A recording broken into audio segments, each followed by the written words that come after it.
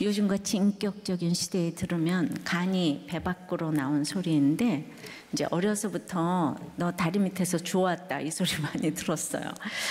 근데 엄마가 그런 소리를 하는 것은 아니고, 제가 막내딸이다 보니까 우리 언니들이 또 저를 이렇게 핍박을 해가지고, 그래서 이제 그런 것 같아요. 이제 엄마가 진짜 낳았으니까 목청껏 자신 있어서 그런 소리를 했겠지만요, 저는 사랑받지 못해서 인지 지금까지 그 소리가 기억에 있는 것을 보면 상처가 되었나 봐요. 자, 주님이 너는 내 아들이 아니다 그러신다면 여러분은 어떠시겠어요? 상처받으시겠어요? 그냥 말도 안 돼 그리고 일축하시겠어요? 하나님이 네 아버지가 아니래. 누가 한번 말했다고. 맞아. 그러니까 나를 이렇게 학대하시고 돈도 안 주고 집도 안 주고 이러시는 거 아니야? 이러면서 내가 친아들이라면 그러겠어? 아이고 하나님 아저씨 맞네. 하나님 아저씨 맞아. 이러든지 하나님께 상처가 되어서 하나님은 심술이 500단이야 이러면서 하나님 나라를 떠나실 건가요? 히브리 소수 민족으로 예수를 믿는다는 이유로 이제 하루에 수백 명이 죽어가던 때에 예수님의 단번에 속죄 사역을 강조하여서 예수님이 대제사장이라고, 대제사장적인 게 아니고 대제사장이라고 이렇게 이렇게 설교를 써놓은 건 히브리서밖에 없습니다. 그래서 이 고난의 때에 하나님이 너는 내 아들이라 이 예수를 믿기만 하면 만물의 상속자가 된다고 하시는 거예요. 그래서 오늘은 최종적이고 최고의 계신 하나님의 그 아들이 누구인가를 보겠습니다. 첫째로 말씀으로 만물을 붙드시는 아들입니다. 1절 2절이에요. 옛적의 선지자들을 통하여 여러 부분과 여러 모양으로 우리 조상들에게 말씀하신 하나님이 이 모든 날 마지막에는 아들을 통하여 우리에게 말씀하셨으니 이 아들을 만유의 상속자로 세우시고 또 그로 말미암아 모든 세계를 지으셨느니라. 어떤 하나님이십니까? 옛적에 여러 부분과 여러 모양으로 우리 조상들에게 말씀하신 하나님입니다. 옛적은요 구약의 4000년을 가르치고 이 모든 날 마지막은 이제 신약 시대를 가리킵니다. 그리고 여러 부분과 여러 모양은 그 영어 성경에 보면 many times, various ways라고 뜻이 들어오죠. 오랜 시간을 통해서 여러 가지 방법으로 선지자를 통해서 이제 고난과 말씀과 신유와 기적 등등으로 말씀하셨다는 뜻이에요. 왜 그랬을까요? 오늘 나를 만유의 상속자로 세우시기 위해서 그랬다고 합니다. 저도 어려서부터 여러 부분과 여러 모양으로 오랜 시간을 통하여 성경을 듣고 읽었고 어머니를 통해서 말씀하셨고 또 시집살이 환경을 통해서도 말씀하셨고 이제 또 남편, 자녀를 통해서도 말씀하셨습니다. 그런데 그 말씀이 저에게 안 들렸어요. 그렇게 해도 안 들리던 말씀이 지금 오늘 어떻게 들렸다고 합니까? 2절에 이 모든 날 마지막에 아들로 말씀하실 때 들리게 된다고 해요. 뭐예요? 이 모든 날 마지막에 아들로 말씀하실 때 들리게 된대요.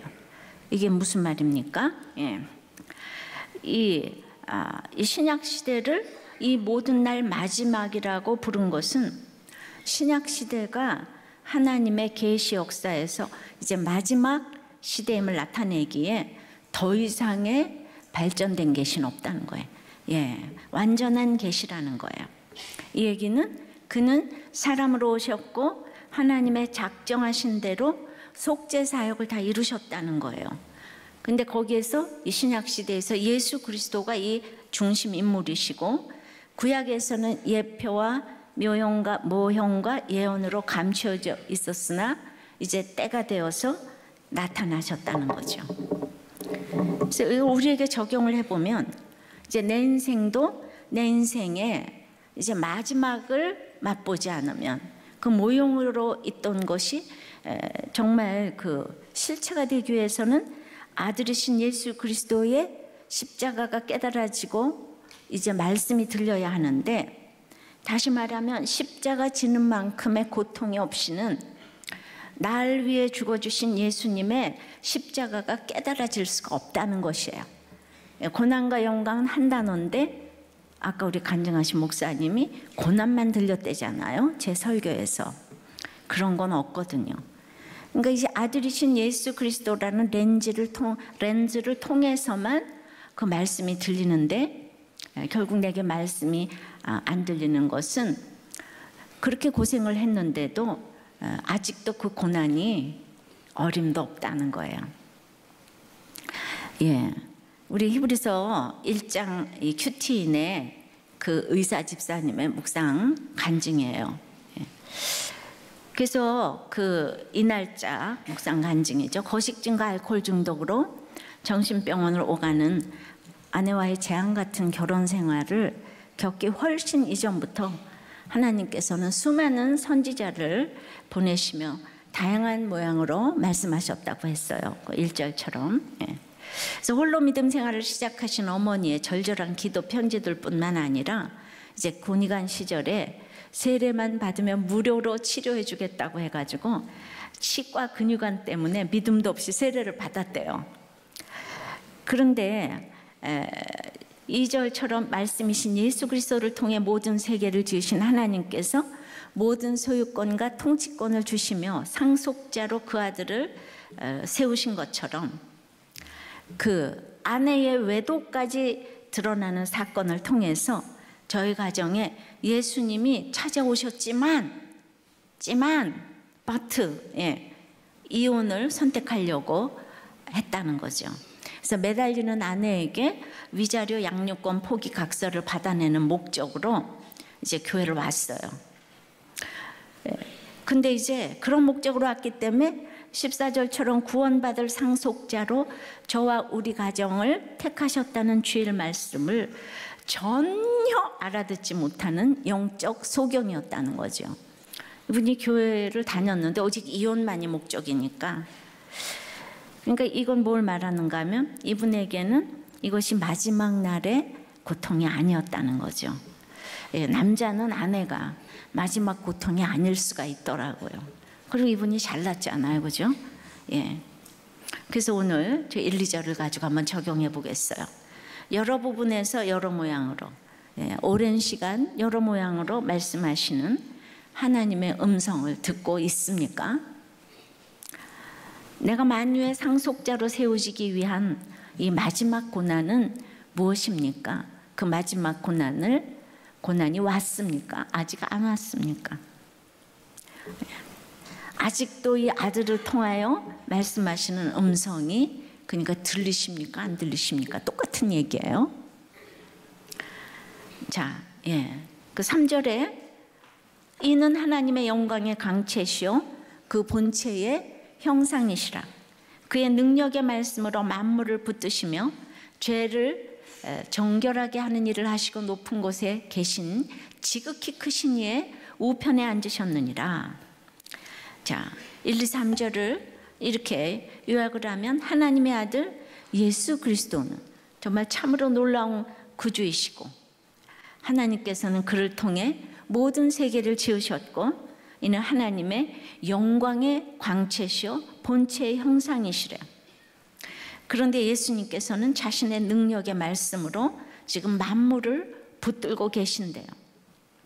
또 그는 우리의 죄를 정결케 하는 일을 하셨고 높은 곳에서 위엄의 우편에 앉으셨답니다. 하나님께서는 바로 이런 놀라운 이 아들을 만유의 상속자로 세우셨다는 거예요. 그러니까 여기 부활, 승천, 승기, 목량탐 1, 2, 3절의 모든 기독론이 이렇게 집합되어 있습니다. 천천히 보면 다 있어요.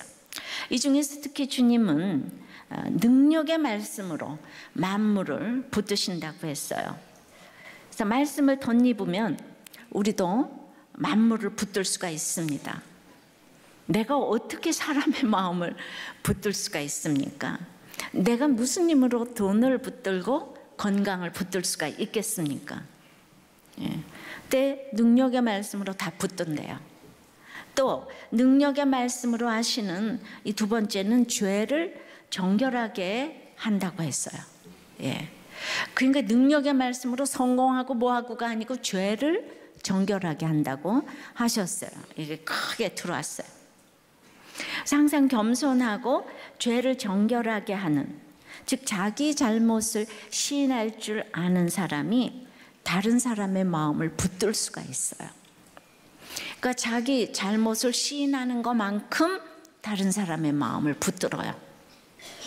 그래서 내가 먼저 잘못을 시인하면 남들이 무시하는 것이 아니라 나를 높은 곳에 계신 지극히 크신 이의 오른편 우편에 앉히신다고 그러잖아요. 그죠? 그러니까 이 자기 죄를 보는 사람은 하나님이 이렇게 높이신다는 거예요. 다 수치를 감추고 있으면은 죄책감에 몸부림치는데 높이신대요. 우리들 교회가 괜히 부흥하는 게 아니고 이런 자존감들이 높아지기 때문에 이제 교회가 즐거운 거예요. 그러니까 모두가 이제 이런 높은 곳에 앉아 계시는 거예요. 낮으면서 높은 곳에 앉아 계세요. 지금 오늘은요, 이 큐티인에 남편과 아내 집사님의 간증이 2개 다 나왔기 때문에 그 남편과 아내 얘기로 도배를 하려고 해요. 예. 그래서 이 외도까지 한 아내 집사님이 그 예레미야를 통해서 또 이렇게 간증을 해주셨는데, 예. 그러니까 이제 이 아내는 이런 상황에서 남편의 마음을 붙들려고 별별 노력을 이제 다 한 거예요. 이게 상대적인 가치로 친정 어머니를 이제 만족시킬 그 엘리멜렉 같은 사짜 돌림 사익감을 찾아서 수없이 선을 보면서 그 엄마가 그냥 얘를 시집을 잘 보내려고 학대를 하다시피 해가지고 피아노를 가르치고 또 가르쳐서 화장실 갈 시간도 없이, 그래서 대학과 대학원을 피아노를 전공했어요. 그런데 그냥 어떤 신랑감을 봐도 어머니는 부족하다 모자르다를 외치면서 이제 그래서 그 어머니를 만족시키는 게 인생의 목적이니까 드디어 만족시킬 만한 스펙을 확실하게 갖춘, 예, 막 의사고시를 1등으로 그냥 졸업을 한 의사 남편과 선을 보는 순간 이미 그 당시에 우울증이고 거식증이었던 저는 그 사람이 원하는 착하고 순종적인 모습으로 남편을 유혹해서, 이게 중요해요. 유혹해서. 우리 남자들은 그냥 피골이 상접한 여자들을 그렇게 좋아하잖아요. 예. 그냥 아무것도 모르고, 예. 진짜 아무것도 모르고 그렇게 그냥 이 KBC가 되면, 갈비씨가 되면, 예. 그래가지고 이제 그리고 유혹을 해가지고 3번의 만남 뒤에 기대와 설레는 마음으로 결혼에 골인한 거예요. 여러분들 결혼을 이렇게 속이지 않으면 이제 세상에서는 결혼이 안 돼요. 남들이 보기엔 다 너무나 멋있어 보이지만 굉장한 걸 서로 이제 속였어요. 그죠? 그런데 어머니의 몇백 배로 성공과 야망을 부르짖는 이 남편을 만나게 된 거예요.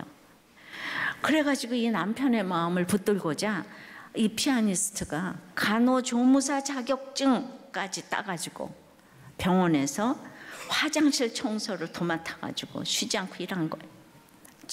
이거 너무 이해가 돼요. 저도 간호조무사 자격증을 따려고 했어요. 네. 네. 너무 남편한테 핍박을 받아가지고 그냥 할 줄 아는 게 없다고 이래가지고 집에서 너무 바보 같은 거예요. 밥도 못하는 데다가 간호사들이 너무 잘하는데 맨날 같이 있는데 아무것도 못하는 거예요. 제가. 그러니까 간호사한테도 무시받고 아줌마한테도 무시받고 이쪽 저쪽에서 다 못하니까. 그래서 정말 여기도 피아니스트 의사잖아요. 너무 그냥 이 공감이 그냥 100% 1000% 되는 거예요. 근데 이 사람은 그 자격증을 딴 거예요. 그런데 결국 간호사들에게도 환자에게서도 의사 사모님이 아닌 실수투성이 간호보조가 되어서 욕설을 그냥 듣는 게 지금 일인 거예요. 남편을 통해서 같이 올라가고 싶었더니 계획이 다 틀어지니까 그냥 나를 굶기는 이 자학만이 절정에 달해가지고 드디어 몸무게가 30kg가 됐다는 거예요. 이건 있을 수가 없잖아요. 비아프라. 그래가지고 이제 남편이 잠든 틈을 타서 남편이 남긴 술을 한 잔 한 잔 홀짝홀짝 마시는 것이 유일한 탈출구가 됐는데 그게 점점 이제 늘었어요. 예.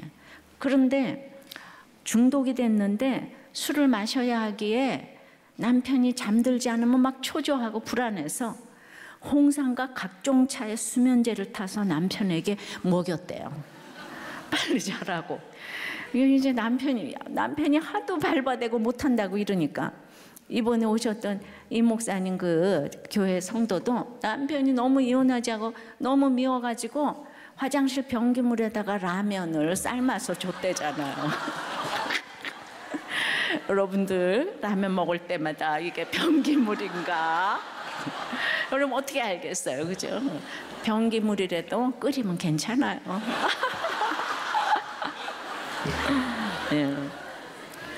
자, 결국 남편을 소중히 여기지 않았던 모든 것이 드러나서 최악의 만남이 되어서 남편은 거식증, 알코올 중독 환자는 살 수 없다며 정신병원에 입원하든지 이혼하든지 둘 중에 한 가지 하라. 그래서 정신병원과 이제 남편 병원에서 집만 오가며 살다가 자기를 너무 인정하지 않으니까 이제 뭐 지금도 그렇겠죠. 인터넷 동호회를 통해서 처음으로 세상 밖으로 나와서 보니까 나에게 관심을 보여주는 거기 또 이상한 남자들이 많잖아요. 그 KBC를 좋아하는 남자들이 수두룩하잖아요. 그래가지고 막 사랑을 표현해주는 남자들이 수두룩 있는 거예요. 그래가지고 그들과 그냥 문자를 주고받고 만나고 그래가지고 드디어 남편이 이걸 다 보게 됐어요. 그러니까 이제 막 이혼을 부르짖으면서 드디어 이걸 다 알게 됐어요. 이것이 결국 남편의 마음을 붙들고자, 그죠? 그 시기마다의 천사가 달라지잖아요. 그래서 학교 천사가 있고 피아노 천사가 있고 남편 천사가, 그게 나를 이제 정말 성공해서 행복하게 해줄 거다. 예, 그랬는데 이렇게 세상에 남편 마음 붙들고자, 세상의 성공을 붙들고자 이를 악물고 피아노를 치고 간호조무사를 했는데 결론은 정신병원에 입원하고 다른 남자하고 외도를 하고 거식증에 우울증에 모든 사람에게 무시를 받고 하는 일들이 이렇게 일어났어요. 그렇게 내 마음 남의 마음 하나 붙드는 것이 어렵습니다. 물론 지금 이 아내 집사는 이제 만물을 붙드는 인생이 됐어요. 붙들려고 노력해서 붙드는 게 아니고 매일 말씀을 통해서 죄를 보고 오다 보니까 그냥 저절로 남편의 마음이 이제 붙들어졌어요. 그래서 이혼하려는 사람들의 마음을 붙들어서 가정을 살리고, 죽고 싶은 사람들의 마음을 붙들어서 살게 하고, 예수를 모르는 자들의 마음을 붙들어서 주님을 영접하게 하는, 그야말로 능력의 말씀으로 모든 사람들의 마음을 붙들고 가는 줄을 믿습니다. 네. 이 모든 것들이 약재료가 되었어요.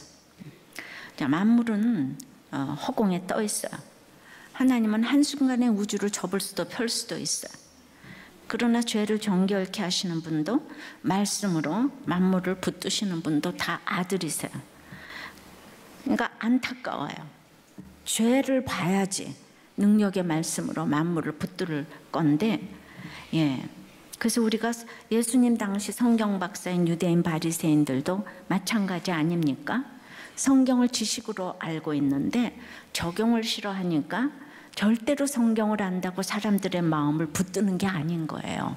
박사가 사람들의 마음을 붙드는 게 아닌 거예요. 그러니까 여기도 적용을 해보세요. 능력의 말씀으로 붙들어 본 돈이나 건강이나 권세나 명예나 또 결혼이나 이런 마음이 있습니까? 있었어요? 아니면 말씀이 아닌 내 지식과 외모와 물질과 감정과 이것으로 상사나 아내와 남편의 마음을 지금 아직도 이것으로 붙들고 있습니까? 능력의 말씀으로 내 모든 저기를 가정을 붙듭니까? 회사를 붙듭니까? 아직도 세상 이 모든 가치관으로 붙들고 있습니까? 능력의 말씀으로 이제 이렇게 만물을 붙드신 아들인데, 두 번째는 근데 그 아들이 천사보다 훨씬 뛰어나신 아들이라는 거예요.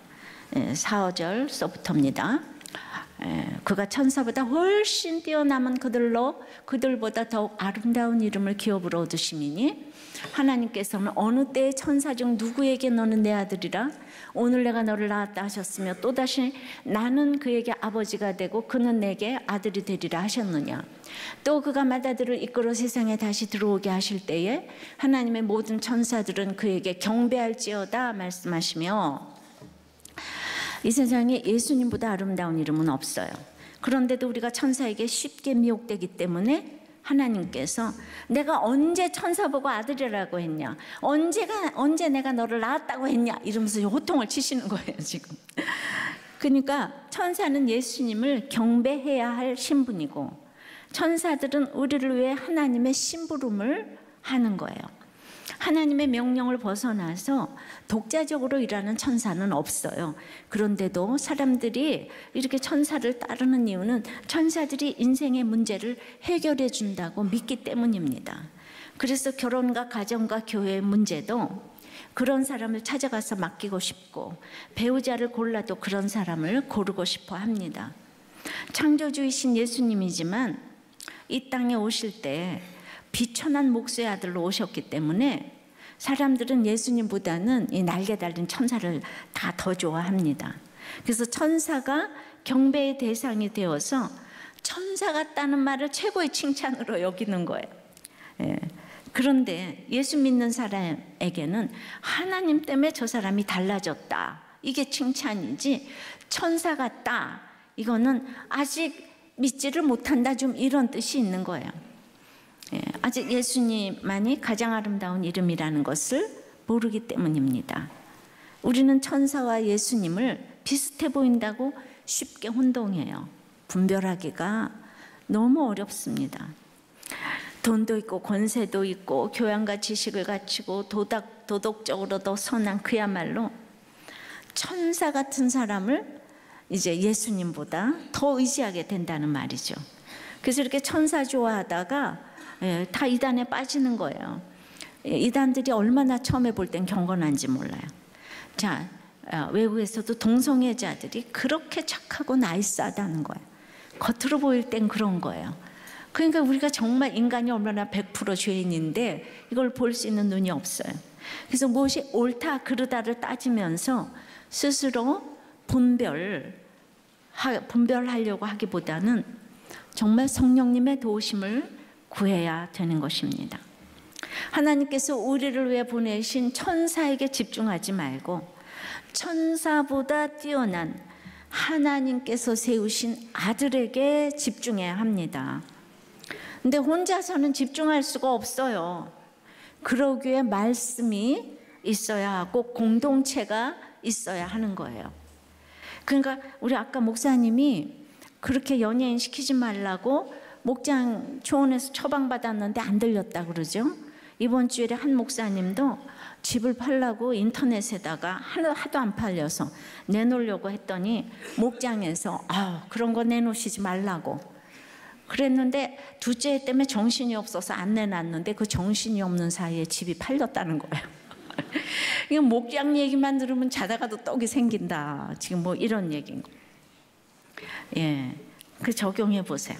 무슨 일이 있어도 나를 지켜줄 것 같은 천사 같은 사람은 누구입니까? 여러분이 숭배하는 예수 없는 지식과 선함과 능력과 재물과 외모의 천사는 누구입니까? 있잖아요, 이렇게 큐티를 하면 한 절 한 절 질문을 뽑아내는 거예요, 이렇게. 그리고 그걸로 상담도 하고 나눔도 하고 기도도 하는 거예요. 그래서 이렇게 큐티를 했더니 우리들 교회 교인들이 실력이 대단한 거예요. 뭐라고요? 나를 지켜줄 것 같은 천사가 누구냐? 예수 없는 그런 천사는 누구냐? 이거를 생각해 보세요.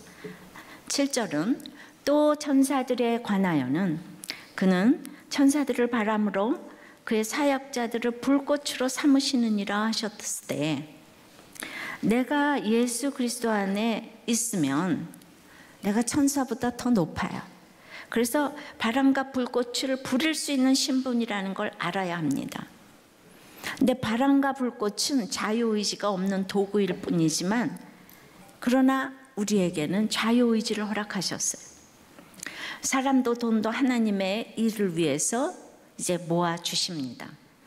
문제를 해결하는 것이 아니고, 그래서 우리는 천사가 문제를 해결해 줄 것 같아서 천사를 숭배하는데, 우리는 문제를 해결하는 게 해결이 아니고 그 문제가 해결이 안 돼서 주님을 찾게 되는 것이 완전한 해결이라 이거예요.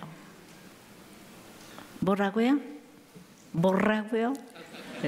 좀 잠 좀 깨시라고. 문제를 해결하는 것이 아니고 그 문제가 해결이 안 돼서 주님을 찾게 되는 것이 더 큰 해결이고 완전한 해결인데, 이런 해석을 할 수 있게 되는 것이 천사보다 더 뛰어나신 아들 예수님께 집중했기 때문이라는 거죠. 그러니까 이거 나를 위해 죽어주신 아들 있잖아요. 이게 구속사인 거죠. 구속사적으로 말씀을 해석해야 이 해석이 들어오는 거예요. 들어오십니까? 뭐 어려우시지만 그냥 들으시면. 그러니까 믿지 않는 사람들이 기업을 운영하고 재화를 생산해내도 믿는 사람들이 하나님의 그 물질들을 다 사용하는 거예요. 정말 저를 봐도 그렇습니다. 쓸만한 사람한테 하나님은 모아주는 게 있는 거예요. 믿는 나를 통해서 그들을 하나님의 도구로 사용하게 되는 것입니다. 그러나 우리는 바람을 봐도 불꽃을 봐도 두려워할 것이 없고 주눅들 것이 없어요. 그래서 또 적용을 해보세요. 하나님의 자녀로서 천사 위에서 바람과 불꽃을 부릴 수 있는 이 신분의 삶을 살고 있습니까? 아니면 바람과 불꽃이 날마다 무섭습니까? 그러니까 여러분들은 그냥 천둥만 나도 무섭지 않아요. 그죠? 예수를 그렇게 믿으면서도 놀라라. 정말 저는 그런 건 안 무서워요. 여러분들이 속이는 게 제일 무서워요. 정말 천둥 번개는 하나도 안 무서워요. 이게 바람과 불꽃을 부린다잖아요. 천사도 부리는 걸 우리가 왜 못 부리겠어요? 이렇게 적용을 좀 해보시라고요. 그러니까 내가 무섭다 그러면 남자들이 좋아할 줄 알지만 그렇다고 좋아하지 않아요.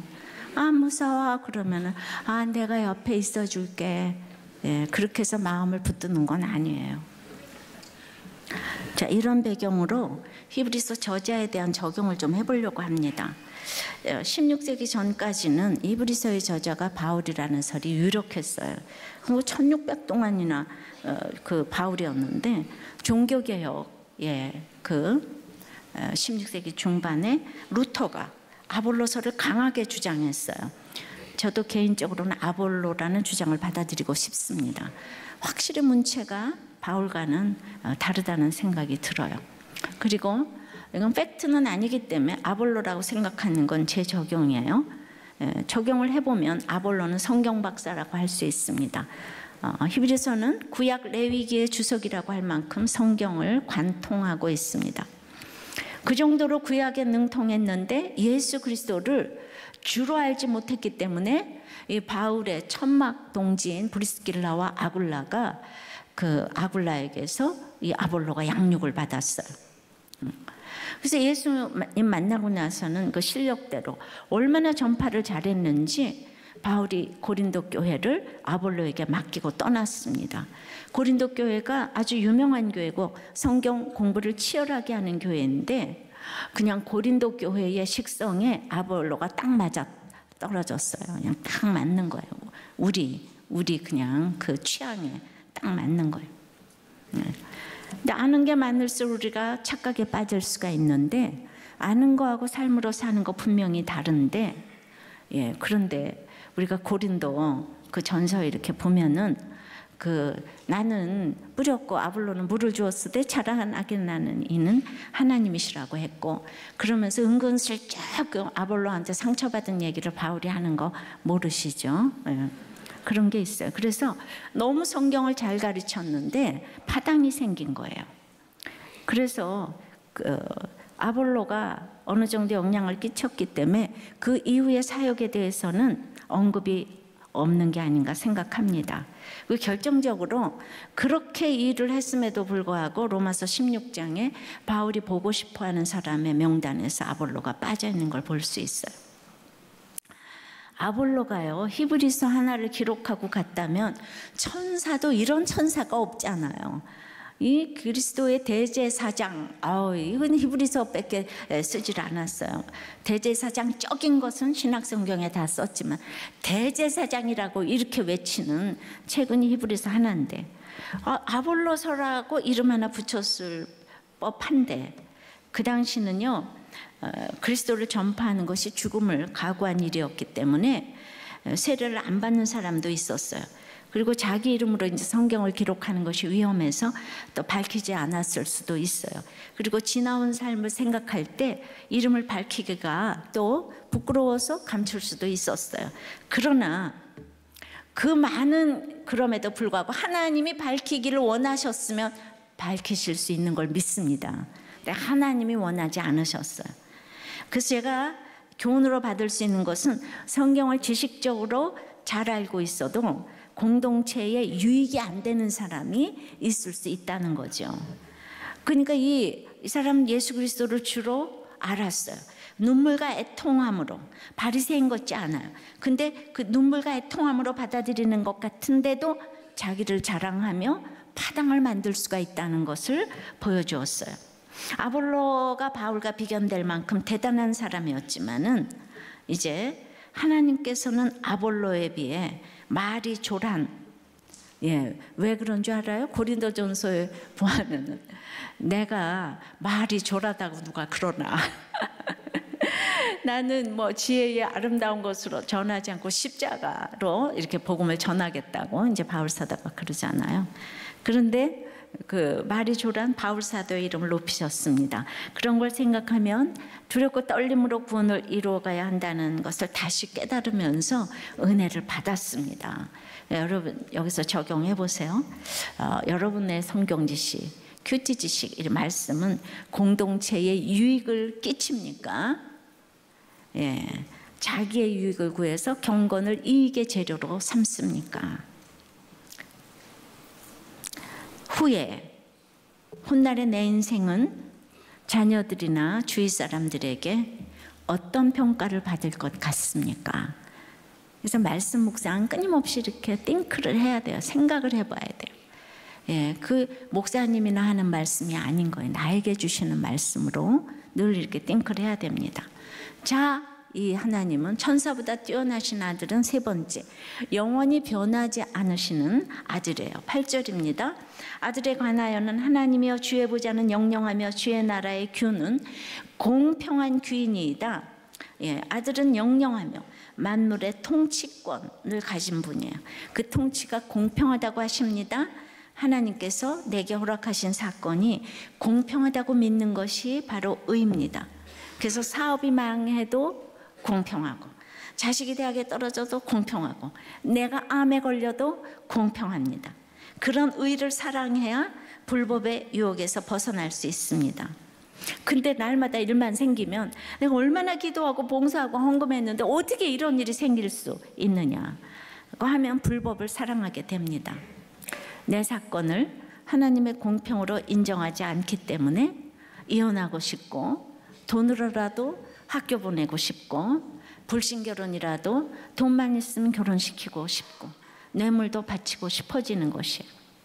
근데 9절에 보니까 주께서 의를 사랑하시고 불법을 미워하셨으니 그러므로 하나님 곧 주의 하나님이 즐거움에 기름을 부어 주를 동료들보다 뛰어나게 하셨도다 하였고, 내게 주신 사건이 하나님의 의라고 했으니까 의를 사랑하는 것은 내게 허락하신 사건과 환경을 그대로 사랑하는 것이에요. 그러니까 매사에 내게 주신 환경을 사랑하면 내게 즐거움의 기름을 붓고 동료들보다 뛰어나게 하신다 그러잖아요.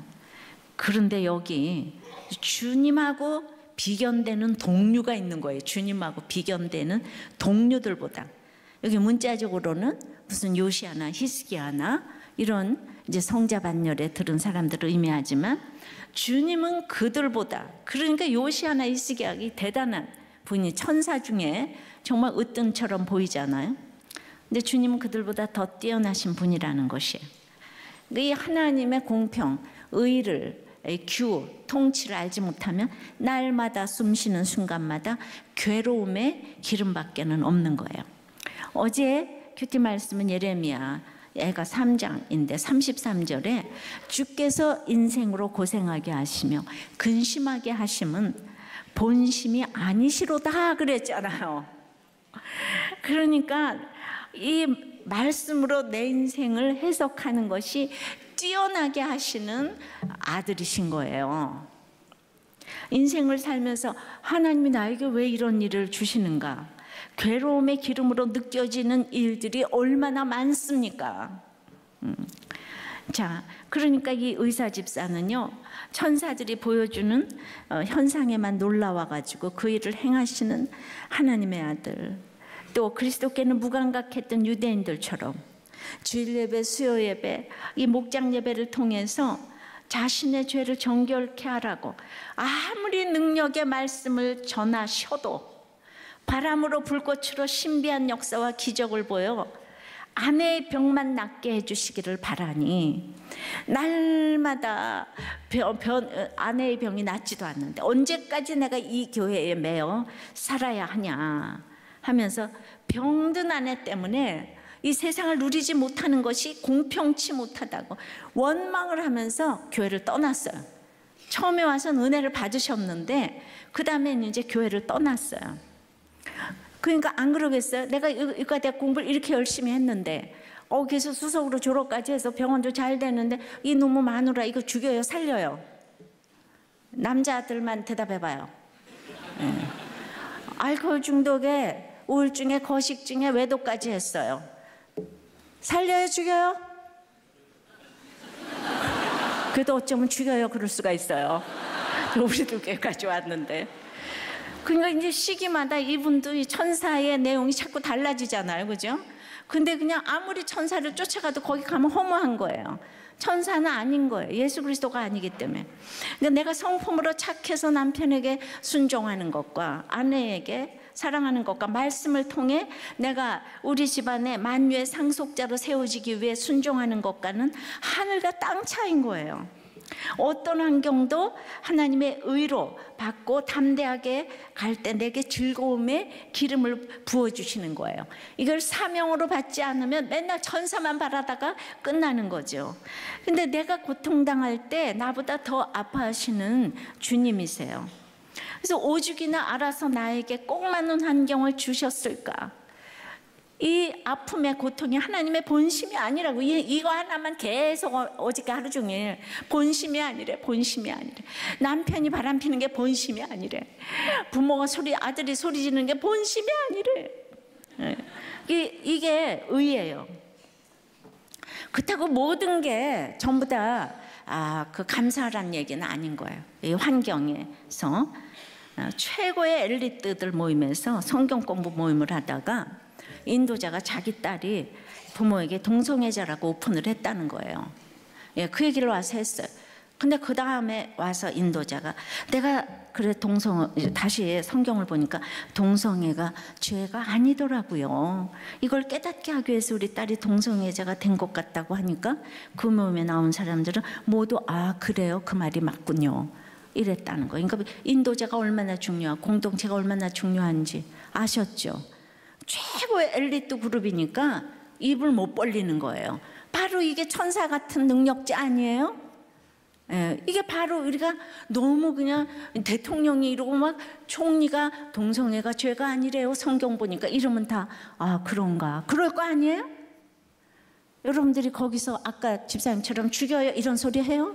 못하지요. 떨려서 못하죠. 예. 그러니까 내 환경이 하나님의 공평에 의인 것을 이렇게 적용하는 것은 이거는요 아니죠. 잘못하는 거예요. 불법은 미워해야 돼요. 여러분들 좋은 환경은 미워하라는 것이 아니고 좋은 환경은 깨어 있어야 하고 고통의 환경은 감사하는 것이 의예요. 근데 말씀을 가감하는 것은 말씀을 나에게 유리하도록 적용하는 것이고 직면하지 않고 빠져나가려고 하는 태도인데 바로 이런 것이라고 생각을 합니다. 여기도 적용해 보세요. 현재 내 삶에 임하신 주님의 통치가, 규가 공평한 것임을 인정하십니까? 그래서 그것을 인정함으로 괴로움의 기름이 즐거움의 기름으로 변화되는 것을 맛보고 있습니까? 그러니까 날마다 이 사건에 순종하지 못하고 나도 참을 만큼 참았어. 내 감정대로 나가면요, 자기 감정을 절제하지 못하는 사람은 가정에서도 밖에서도 리더십을 갖지 못해요. 맨날 이 모임은 나를 인정하지 않아. 그게 그냥 모두가 그렇게 된다면 그 자기 감정 절제하지 못하는 거죠. 그러나 내가 그 하나님의 공평을 인정하면 동료들보다 뛰어나게 하신다고 했어요. 그래서 여러분들도 또 적용해 보세요. 사회적으로 성공한 동창, 돈 잘 버는 남편, 공부 잘하는 자식을 둔 친구도 있지만은 하나님께서 그들보다 뛰어나게 하신 게 있다고 생각을 하십니까? 말씀을 통해 그 내용을 좀 확인해 보시기를 바랍니다. 10절부터 14절은 그냥 읽어보겠어요. 또 주여 태초에 주께서 땅에 기초를 두셨으며 하늘도 주의 손으로 지으신 바라. 그것들은 멸망할 것이나 오직 주는 영존할 것이요 그것들은 다 옷과 같이 낡아지리니 의복처럼 갈아입을 것이요 그것들은 옷과 같이 변할 것이나 주는 여전하의 연대가 다음이 없으리라 하였으나 어느 때에 천사 중 누구에게 내가 네 원수로 네 발등상이 되게 하게까지 너는 내 우편에 앉아 있으라 하셨느냐. 천사 보고 그렇게 말한 사람 없죠. 모든 천사들은 섬기는 영으로서 구원받을 상속자들을 위하여 섬기라고 보내심이 아니냐. 하나님이 지으신 모든 피조물은 썩어질 거예요. 남편도 자식도 아내도 돈도 다 내 육신도. 근데 이 썩어질 것에다 목적을 두고 살기 때문에 애통하고 이제 힘이 드는 거예요. 하나님께서 필요하시면 그렇게 보이지 않는 가운데에서도 나를 위해 천사를 돕는 영으로, 부리는 영으로 사용하십니다. 눈에 보이는 사람이 천사 역할을 할 수도 있어요. 근데 내가 돕건 남의 돕건 그렇게 우리는 사람을 우상화해서는 안 되는 거예요. 그렇게 찾고 마치 내가 예수님인 양 착각하시면 안 되는 거예요. 만물을 붙드는 힘은 오직 말씀의 능력이에요. 사람의 외모와 능력에 속지 마시고 만물의 주인이신 주님만 붙들고 내 가정과 교회와 공동체에서 만유의 후사로 상속자로 세움받는 여러분들이 되시기를 바랍니다. 저 또한 가난해도 들리지 않던 그 말씀이 남편의 고난 때문에 들렸습니다.